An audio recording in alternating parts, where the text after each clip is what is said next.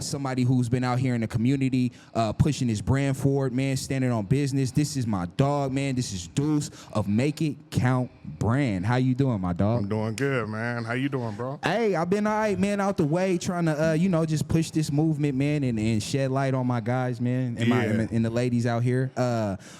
For the people, real quick, bro, let them know what Mike Brand is, how it got started, and what they're, looking for in this 2024 year. So, Make It Count basically is like a something catering to like the go-getters of the, not just Seattle, but just in general, You got guys that come on this podcast right here, and they're all making it count. So that's what the idea of it is, kind of just showing people like, hey, you gotta take your opportunities and flourish through them, and like make sure you step on shit when you out here doing your thing. That's fire. So that's what it's about. Hey, and a lot of the underlying themes of these interviews that happen is like everybody's taking risks, everybody's out here, like you said, make it count. I think that speaks volumes. This is my first time really understanding what the MIC meant in the brand, and that just blows my mind even more to be like, yo, that's something that we gotta get behind, because making it count is like the staple of everything, bro. You don't always get the same moments and chances over again. Because on the surface, everybody say make it count. It sounds cliche when you say it. Right. But at the same time, there's much more layers to that, because, that student athlete that's trying to make a certain amount of points for his next game, he's making it count. Right. He got to make a certain amount of baskets before he leave that gym. Right. And then the person that's in the studio and they got to get this take right, every time. You got to make that shit count. They got to make that shit count. Or, just the person that's working a 9 to 5, they got to bring it home. Right. They got kids that they raising, whatever the fuck. Like, they making it count too. It's not just entrepreneurs. Yo, I'm talking about in all facets of life, man. Facts. Like, you making these moments count, these hours count. You know what I'm saying? Whether it's the family or the single mother, single father. Like, you got to make them hours count. You got to make everything. Facts. You on to something. You on to something, my dude. When did you kind of get to the idea of like, yo, I'm about to pivot into this and start this brand up? So I came with the concept of it, I want to say, like 2017, 2018-ish. Mm-hmm.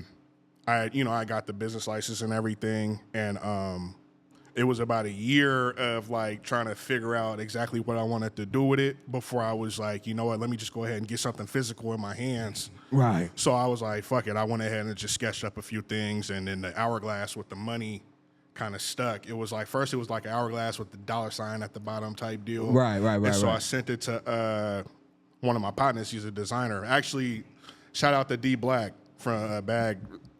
He's been doing this thing for years. I went to him for advice because he was doing it first once he got out, because he had, he did the Fed time. Right. Got out the Feds, and then, he was doing his thing with his brand. All right. Billionaire Ambitious Grind. And so I went to him for advice, and bro didn't spare no resources. He was like, bro, here's where I went to. This is who I've been fucking with. You can get your blanks here. And he kind of gave me the game and the shit. So, and so paying it forward, that's something that I do for people now. So that's how it came about. Really, I went to bro, and he shot me his designer for his brand. And so that's how I went and got the logo. Right. And then, I just was like, you know what, I'm about to slap it on everything I can. So, right. T-shirts, sweaters, everything like that, hoodies, everything. What would you say was like your first like interaction where you understood like, hey, this could be something? Like, was it the first sale? Was it the first time you got the shirts in your hand? What was that moment? Really? So, like, I come from the streets. Bro. Come on. I come from the streets, so I come from nickel and diamond and, hustling like that. So once I got the shirts in my hand for the first time, I applied that that mentality of sitting in my bedroom at 15 years old, right, bagging up a pound, right. You know. So that was like, I'm about to get out here and hit the block. Yeah. So you know, I'm pulling up in every hood. Like, just like, you know, yo. just whatever. We're getting money. I'm pulling up to every hood, CD, South End, West Side, wherever. I'm pulling up wherever. Past, you know, even to the point where it's like, that's part of the marketing scheme too. Because it's like, you think about like Master P out the trunk going across the country, you know, to different hoods in Cali and going back to New Orleans and doing like that. Right. You know, I kind of applied that concept to that too, kind of like out the trunk with it. Still to this day, right? I got the website popping now, but I'm still out the trunk with it, right? So right. And that's what it's about, because a lot of people be scared to put themselves out there and like really hustle it, really hustling beat the concrete. You know, you got to do that for real. Would you rather work for money or for a cause? I'm gonna say for a cause, because if you're doing it right, the money's gonna come regardless. Either way. It's like, you might as well do something that you genuinely love, because it's like, if it's something that you know that you'll do for free, you'll do it at a high level. Right. As opposed to like, you're trying to perfect this craft only because of the money. You take a misstep, you might give up. Like, right. That's just like, because you don't have that natural drive. But if it's like something that's in there and it's in your stomach, and it's like you got that gut feeling about this, it's like, no, we're gonna do this whether we get paid or not. And then that's what's gonna make it like, okay, once you are getting the bread from it, it'll just make it tenfold. That's one thing that I wish in high school I locked in on. I was on a computer programming class, and we were making video games, nigga. We were making things and digitally changing them with the colors and learning it, bro. I locked in for like, we had an assignment to do some shit, and you know, just got into the other things, bro, and I didn't really lock in on it how I should have. That's one class I regret. And auto repair. Yeah, I had that class and I skipped it every day. And then I'm an adult now and I'm looking like, nigga, the nigga getting paid right now because he knows how to break down a fucking engine. He's getting paid. Listen, that class for me, like you said, that class for me was piano class. I had an elective and I chose, you know, I was in middle school. Right. And I chose piano class, but I used to skip that shit. Because back in the day, it was just like, man, fuck. And especially an elective, nigga, I'm going to McDonald's, man. Like, I'm about to go kick it. Yeah. But it's like, I wish I would have tapped into that. It just elevated something else, bro. It's just, niggas didn't really, I can speak to myself. I didn't really have somebody right there to be like, hey, bro, this is reoccurring business. This is like owning a funeral home. Yeah. That's never going to go out of business. People die every day. That's a business that's always going to go. You get what I'm saying? Right. So being hands-on and knowing how to do cars and break shit down, that's never going to go out of business. Niggas always need their cars. You get what I'm saying? What's your love language? My love language is... I would say acts of service. There's certain stuff that I do to try to make my girl's day a little bit easier.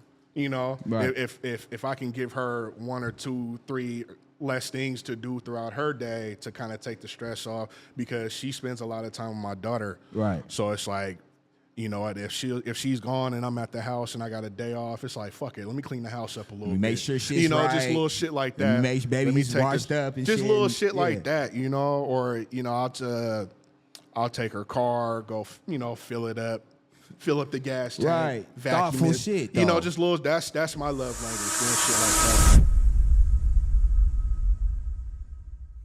that. What's one of your biggest hidden talents? Man. You know how to do handstands for 20 minutes. You know how to do what's your biggest hidden talent, my boy? I used to know how to do it. That's crazy. And that was a guess. That's what I guess. You know, sometimes I be on point with shit. You know? Man, I can't really think of anything right now. Like that's so I used to play soccer. That's something I used to do when I was a kid. Like a lot of my partners was from Somalia, Ethiopia and shit. So right up the way and shit. Like Habasha. Seattle is like little Africa in certain parts. My neighborhood specifically, it was like little Ethiopia, little East Africa. So like a lot of my partners, they was into soccer. Like while other niggas was playing basketball, they was into soccer. So I was like, you know what, I'm gonna tap in for a little bit and just get with the program. Something like that was something that was like super dope to me. It was a dope experience to kind of like do something different. What's something that you're not proud of? Man, I would say probably the only thing I'm not proud of is like, well, I mean, growing up, it's the environment, but, you know, growing up gangbanging and like, you know, that's something I'm not really proud of. But it's like, it's one of those things where it's like, you walk outside and that's all you see, you know, and you're dealing with your partners getting locked up and all types of shit, and you know the homies getting killed, all type of stupid shit like that. Right. So it's just like that's one thing I try to prevent. Like for my little nephews and like my little cousins and shit, I be shutting that shit down.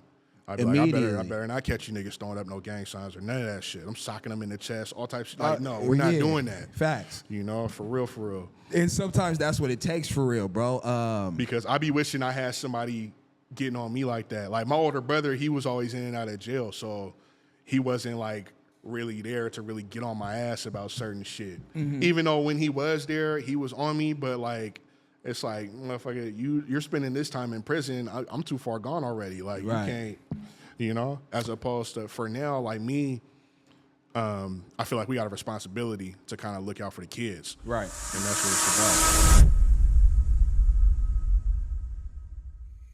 If you could spend 24 hours with someone from any point in history, who would it be? I would say my grandfather, just cause like that man has so much game. Like it was like he was a real one. Like he had so much game. He, you know, he's gone now. Rest his soul. Sorry to hear. But you know, I would spend 24 hours with him just to kick it and kind of chop it up with him and just be like, you know, just vibe. Just like, what's the meaning of life? You know, like talk, you know, ask him certain questions like that. Because he was a pastor for years, but he'd been through a lot growing up. Like he was like, he'd been through a lot. Like he was a part of the civil rights movement and all that shit. So it's like he wasn't like directly connected to like MLK and all that shit, but they all, like my grandparents, they grew up in Mississippi and before they moved to Cali. Right. So they was all intertwined with that, with the whole movement. It's weird you saying this because that's a kind of a lot like my family side. Like my father's side is from the East Coast. You get what I'm saying? So early in my life, that's where how I got over there. But the other side of my family is all West Coast. They came there from the South up to Cali. So I got a lot of family in Stockton, LA, and shit like that. But then my mom and her brothers and shit, my grandfather and them, they kind of migrated here. So once I got over here from that side, you know what I'm saying? It was kind of already niggas migrated from Cali over here type shit. But it's very similar in certain shit. Okay, give me your top 5 movies real quick. Top 5 movies? Yeah, all time. Oh, yeah. I'm going to say Goodfellas. Okay. Just like iconic. Like you can't fake that. It's just they was way too good. They was just being them on camera. I remember being a kid watching that shit. My mom put me on the Goodfellas. Right. Like that's they be the ones. You know, we was kids doing like watching that shit, like real gangster shit. Right. So Goodfellas, I'm gonna say The Town. That's a good one.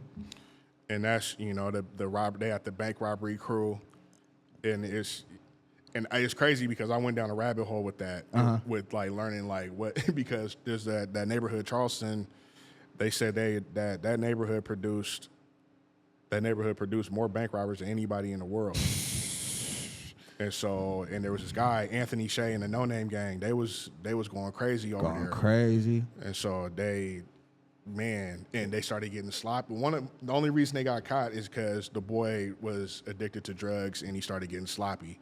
And you know, don't that be the issue in every story? It's every one motherfucker, bro. Every time. He either fall for the girl or this, that, and the third, but it's always one motherfucker that fucked the whole thing up. That's how it happens. That shit be crazy. Anything that you want to discuss real quick or touch on before we get you up out of here? Shit, I'll give people the website, you know, tap in micbrandseattle.com. Okay, You know, where can they find you on social media? At micbrandseattle _ you know, so yeah, that's my social media and the website. The website's in the bio, so. Okay, man, you see it here, man. You see I'm dipped in it. You see what's happening. You can go get yours, purchase yours, stay with it, man. I am your host, Easthill Huey of the Slept On Podcast. This is Deuce of Mike Brand Seattle. Make it count. I appreciate you coming down, my dog. It was a pleasure.